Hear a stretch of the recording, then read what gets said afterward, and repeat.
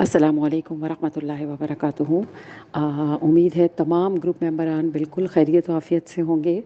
اور اللہ رب العزت ہمیشہ سب کو خیر و عافیت سے رکھے۔ کل سے سوچ رہی تھی تھوڑی سی بات کر لوں گروپ پر بٹ ٹائم نہیں مل پایا، اور بات تھی رجب کے حوالے سے۔ انشاءاللہ تعالی اللہ نے زندگی دی، صحت دی، تندرستی دی تو کل ہم ایک بہت عظمت والے مہینے میں داخل ہونے جا رہے ہیں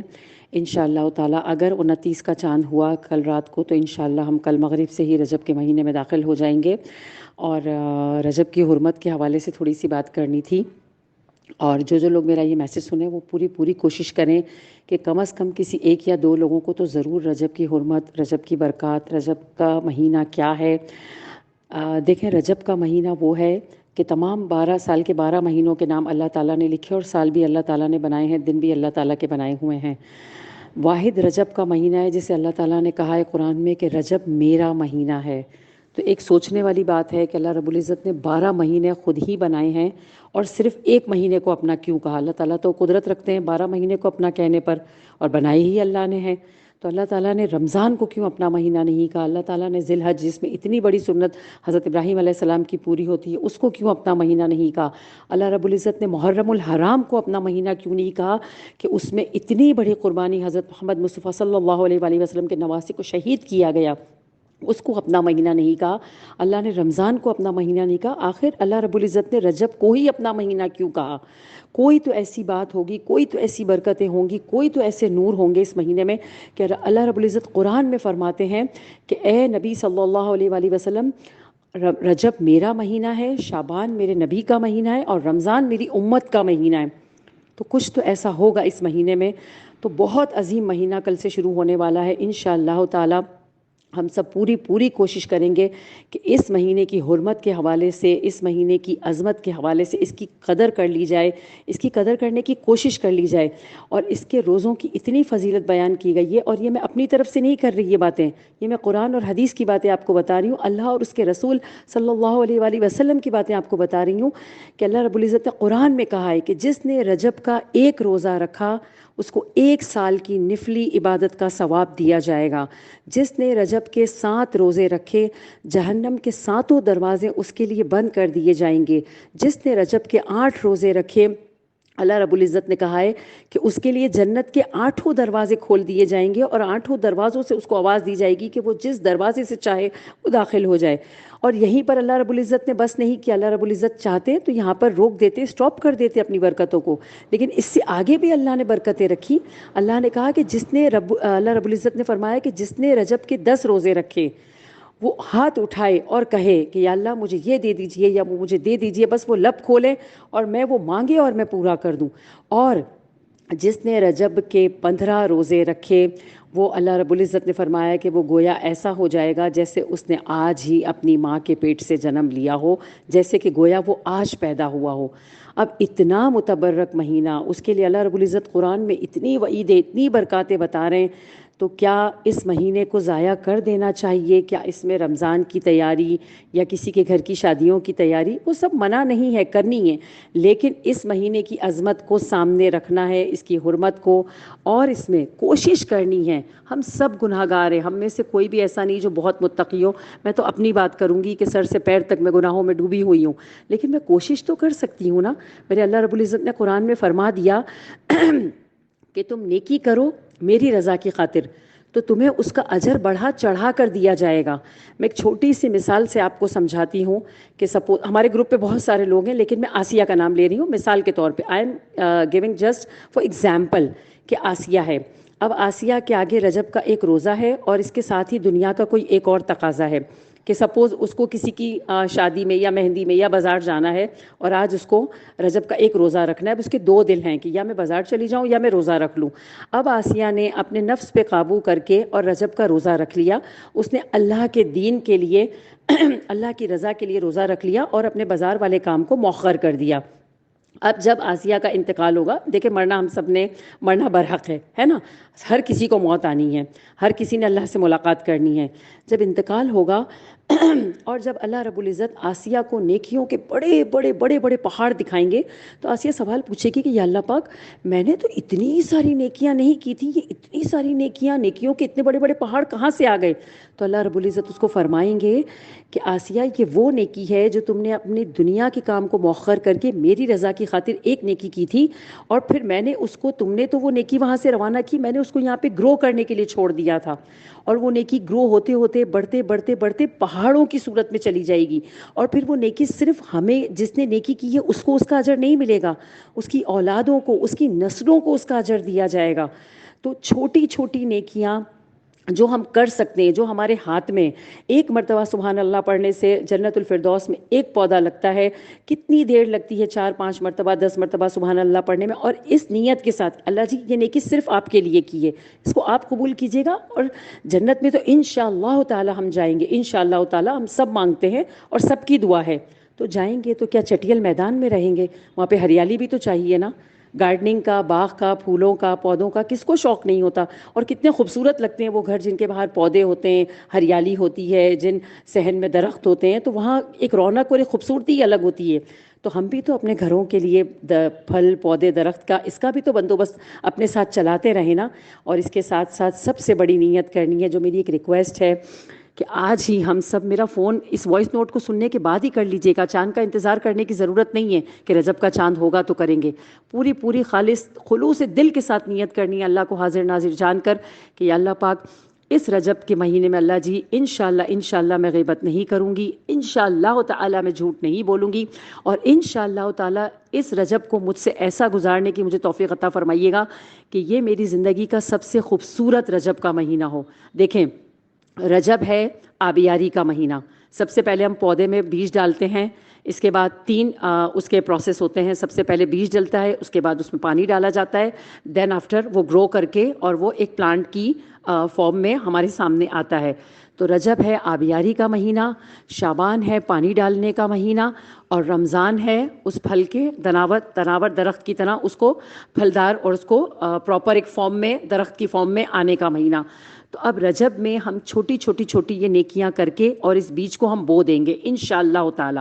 اور شعبان میں خوب رو کے اللہ سے استغفار کر کے ہم اپنے آنسوؤں کا پانی دے کے اس پودے کو انشاءاللہ تعالی بہت اچھا گرو کریں گے، اور انشاءاللہ رمضان میں اللہ رب العزت ہمیں وہ تمام برکات جو ہم نے رجب اور شعبان میں جو محنت کی ہوگی، اللہ رب العزت انشاءاللہ رمضان ہم سے ایسا گزروائیں گے جو اللہ کو بہترین سے بہترین رمضان ہمارا گزرے، ہم سب کی انشاءاللہ یہ کوشش ہوگی۔ اور انشاءاللہ اگر اس نیت کے ساتھ شروع کریں گے، اور قرآن کو بہت خوبصورتی کے ساتھ پڑھنا شروع کر دیجئے، بے شک سے روز کا 1 صفحہ، لیکن اس نیت سے پڑھنا شروع کریں گے، ابھی سے تھوڑی ہم اپنی باڈی کو، اپنے مینٹل لیول کو، فزیکل لیول کو اگر اس طرح ایڈجسٹ کرنا اسٹارٹ کریں گے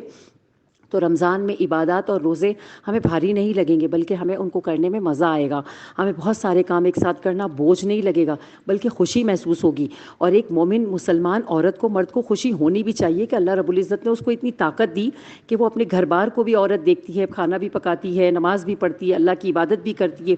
اور آج سے جو کام کریں گے نا اس میں ایک نیت ضرور کریں گے کہ یار اللہ پاک یہ آپ کی رضا کے لیے، چاہے آپ سو رہی ہیں آپ بول دیں یا اللہ پاک میں آپ کی رضا کی خاطر آرام کر رہی ہوں، تاکہ اس آرام کرنے سے میرے جسم کو جو تقویت، جو طاقت، جو انرجی ملے گی اس سے میں آپ کی مخلوق کی خدمت بہتر طریقے سے کر سکوں گی اور آپ کی عبادت بہترین طریقے سے کر سکوں گی۔ اب مخلوق کی خدمت کہاں سے آ گئی؟ ہمارے گھر والے یہ اللہ کی مخلوق ہی تو ہیں، ہم اٹھ کر ان کے لیے کھانا پکاتے ہیں، کپڑے دھوتے ہیں، کام کرتے ہیں، ان کے کپڑے آئرن کرتے ہیں، دسیوں کام کرتے ہیں، تو یہ کیا کر رہے ہیں؟ ہم اللہ کی مخلوق کی خدمت ہی تو کر رہے ہیں۔ ہماری نیتوں پر ڈیپینڈ ہے ہر چیز، ہر کام میں چھوٹی نیتیں کرنی ہے، جو کھانا بنا رہے ہیں بس اتنا کہہ دیں اللہ رب العزت آپ کے مہمانوں کی نیت سے پکا رہی ہوں، مہمان آیا نہیں آیا، مہمان بھیجنا نہ بھیجنا اللہ کے ہاتھ میں، آپ نے نیت کر لی آپ کو اس کا اجر مل گیا، اور ویسے بھی اللہ نے کہا ہے کہ جو کھانا مہمان کے لیے پکایا جائے گا میں اس کا حساب تم سے نہیں لوں گا۔ تو ہم ایسے کاموں کو کرنا، چھوٹے کام، چھوٹی دعائیں، یا ربی لک الحمد کما ینبغی لجلالی وجہک وعظیم سلطانک، میرے نبی صلی اللہ علیہ وآلہ وسلم نے کہہ دیا کہ جس نے یہ دعا پڑھ لی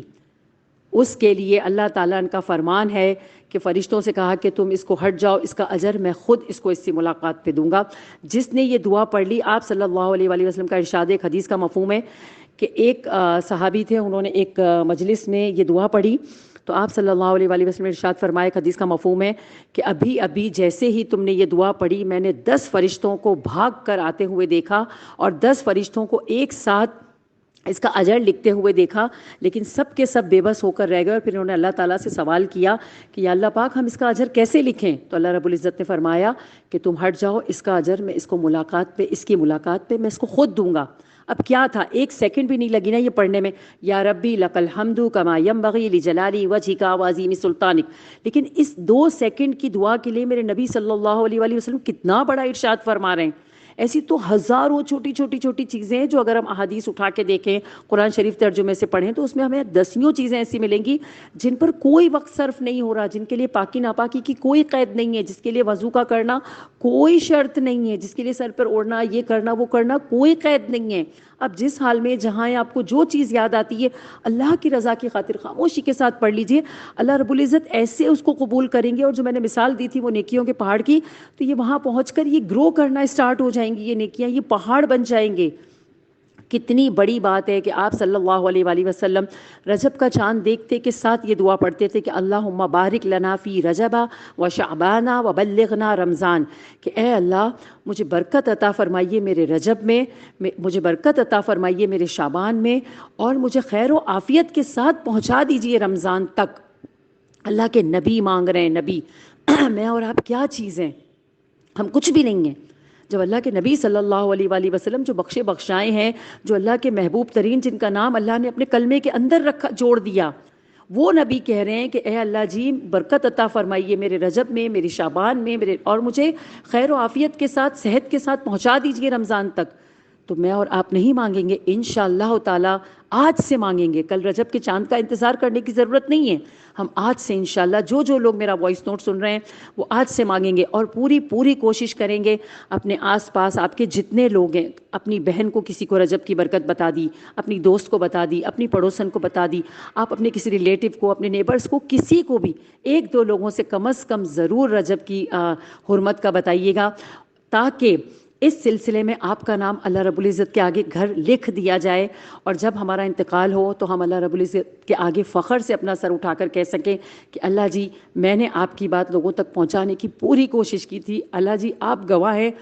اور اللہ جی کوئی چیز نہیں بھولتے، اللہ رب العزت ہر چیز ریکارڈ ہو رہی ہے، میرا یہ بتانا، آپ کا یہ سننا سب اوپر ریکارڈ ہو رہا ہے، آپ کسی کو بتائیں گے وہ بھی ریکارڈ ہوگا، وہ کسی کو بتائیں گے، آپ کے اس بتانے سے اگر کوئی ایک شخص ایک روزہ بھی رکھ لیتا ہے، یا کوئی ایک انسان ایک نیکی بھی چھوٹی سی کر لے گا اس وائس نوٹ کو سن کر، تو ہمارے لیے صدقہ جاریہ بن جائے گی، کچھ بھی لے کر نہیں جائیں گے، ہم سب خالی ہاتھ جائیں گے، جب ہم اوپر پہنچیں گے تو ہم افسوس کریں گے۔ ایک مومن کو جنت میں جانے کے بعد صرف ایک چیز کا افسوس ہوگا، بجز اس گھڑی کے، کہ وہ کہے گا کہ میں نے دنیا میں ایک گھڑی بھی کیوں ضائع کی اللہ کا نام لینے کے علاوہ، یا کوئی اور کام میں نے کیا۔ جب اللہ ہمیں ہماری چھوٹی چھوٹی نیکیوں کے اتنے بڑے بڑے پہاڑ دکھائیں گے تو ہم یہ سوچیں گے کہ یا اللہ پاک اتنی چھوٹی سی نیکی پر آپ نے اتنے پہاڑ دیے، کاش میں تھوڑا اور کچھ کر لیتی، کاش میں تھوڑا اور کوئی نیکی کا کام کر لیتی، لیکن اس وقت ہمارے ہاتھ میں کچھ بھی نہیں ہوگا، لیکن ابھی ہمارے ہاتھ میں سب کچھ ہے، سب کچھ ہے، ہم سب کچھ کر سکتے ہیں، اللہ کی دی ہوئی توفیق سے ہم اللہ سے مانگ سکتے ہیں۔ بہترین وضو کرنے کی نیت کر لیجیے آج کے، یا اللہ کل سے رجب کا مہینہ شروع ہو رہا ہے، میں بہترین وضو کر کے آپ کی نماز پڑھوں گی، اللہ جی میں خشوع و خضوع کے ساتھ مصلی پہ آؤں گی اور بیٹھوں گی، اللہ جی جب میں مصلی پہ، غلطیاں ہم سب سے ہوتی ہیں، غیبت ہم سب سے ہو جاتی ہے، دن میں دسیوں دفعہ، ہم خطا کے پتلے ہیں کمپلیٹلی، لیکن جب غلطی ہو جائے فوراً کہہ دینا ہے کہ یا اللہ میں نے بہت کوشش کی تھی پھر بھی مجھ سے غلطی ہو گئی، آپ معاف کر دیجئے۔ ایک مومن کے لیے کہا گیا ہے کہ 70 دفعہ دن میں گناہ کر کے بھی آئے گا تو میں اس کو معاف کر دوں گا، یہ اللہ کا ارشاد ہے۔ 70 تو صرف ایک چھوٹا سا عدد ہے، اللہ کے گھر تو بہت بڑے بڑے پیمانے پہ اجر رکھے گئے ہیں۔ تو پورے خلوص کے ساتھ اس مہینے کی حرمت کو، عظمت کو سامنے رکھنا ہے، اس مہینے میں پوری کوشش کرنی ہے، ہم جھوٹ نہیں بولیں گے، اگر ہم نے بول دیا ہم فوراً اللہ سے توبہ کریں گے، اور جب مومن بندہ گناہ کر کے اللہ سے توبہ کرتا ہے اللہ کو اس پہ بہت پیار آتا ہے، بہت پیار آتا ہے۔ اس کا یہ مطلب نہیں ہے کہ ہمیں گناہ کرنا ہے اور پھر اللہ سے پیار لینا ہے، جان کر کے گناہ نہیں کرنا، جان کر کے جھوٹ نہیں بولنا، جان کر کے غیبت نہیں کرنی، ہو جائے فوراً اللہ سے معافی مانگنی ہے۔ جب بار بار اللہ سے معافی مانگیں گے تو شیطان تنگ آ کے پیچھے ہٹ جائے گا